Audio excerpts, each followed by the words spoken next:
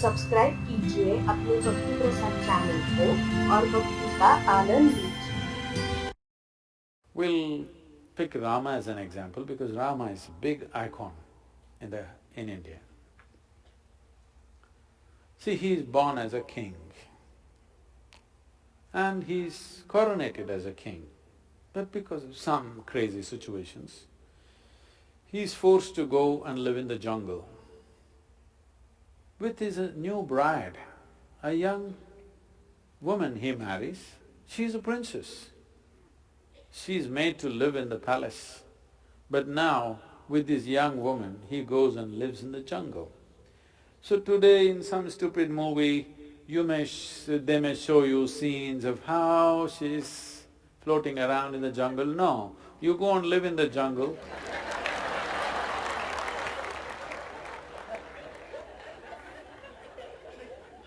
However pretty you think you are right now, 1 month you go live in the jungle, we can't recognize you after that. So this princess forced to live in the jungle, and fortunately his brother follows him, knowing the difficulties that they may face. He leaves his own family, goes there to serve his brother and a sister-in-law. I was touring Andhra Pradesh just 10 days ago, 10-15 days ago. I'm in a small town. One 14-year-old schoolgirl stands up and says, "Sadhguru, how is it possible that Sita gets kidnapped and taken to Sri Lanka and Rama walks all the way from Ayodhya to Sri Lanka? How is it possible? Is it true?" Then I asked her, "See, you're still a young girl, one day you will find a man.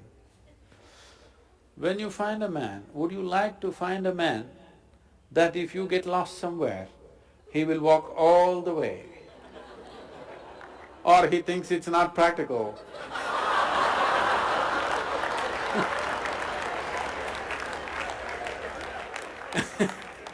and find a girl next door. What would you like? Even the 14-year-old girl knows she wants a man who'll walk all the way.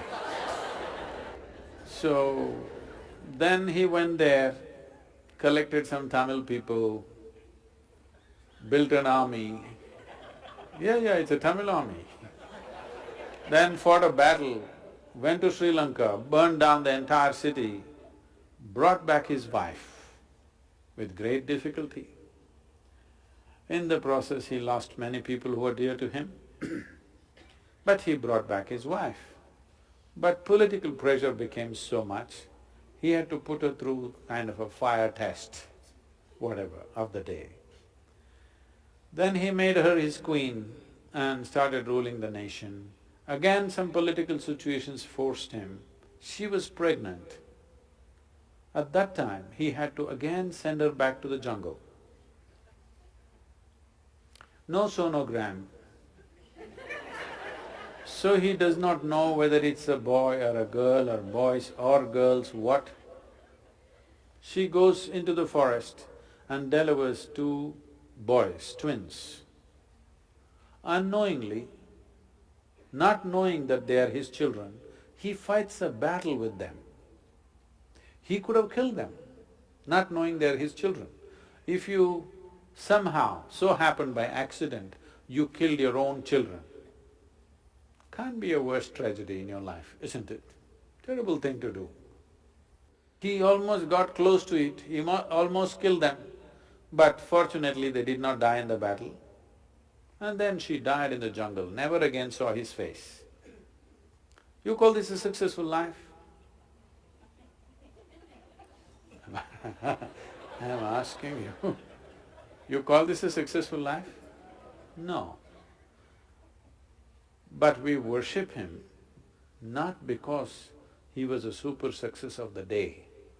Any one of these events happened in your life, most people would be broken, bitter for the rest of their life. No matter what happened, he never became bitter. He never became angry. He never became hateful. He took all the action that he had to take. He fought battles, but never got angry, never became hateful, never became bitter in his life.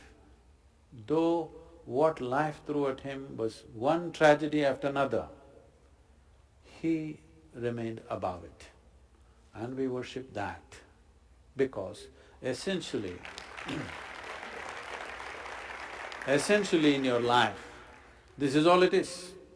What the world will throw at you, it is not 100% your choice. To some extent we can control, that's about it. World may throw anything at you, we don't know what it will throw at you.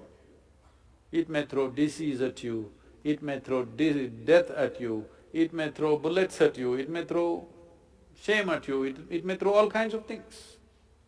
But what you make out of it is 100% yours. Now, this one thing, if you take charge, no matter what world throws at you, you will turn it into your well-being.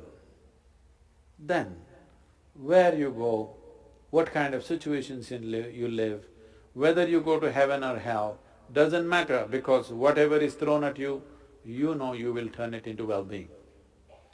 This quality is what we are worshipping. This quality is what is worth worshipping because this is true with every one of us.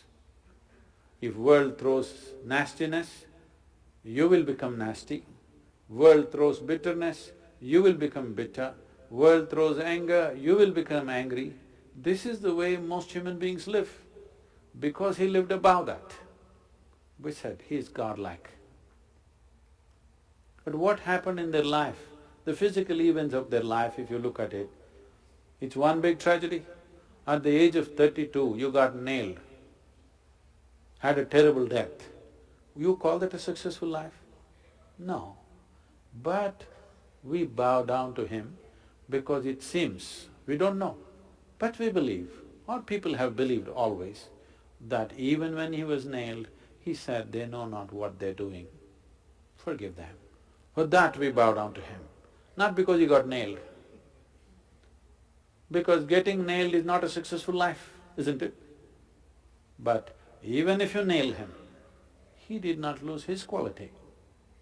For that we bow down. So that's all that matters to us, whether they existed or not. That they are an inspiration for you, whether everything that's said about them is true or not. Even this is not your problem. You're not a historian, all right? You just need some icon to move towards a better way of existing for yourself, that's all. What does it matter? Krishna did not exist, Jesus did not exist, what does it matter to you? 2000 years ago, whether a man lived or did not live, or it's just a figment of somebody's imagination, what does it matter? It is the quality that matters, isn't it? We recognize these qualities as great qualities, in some way trying to emulate them to whatever extent one can. That's what we're looking at.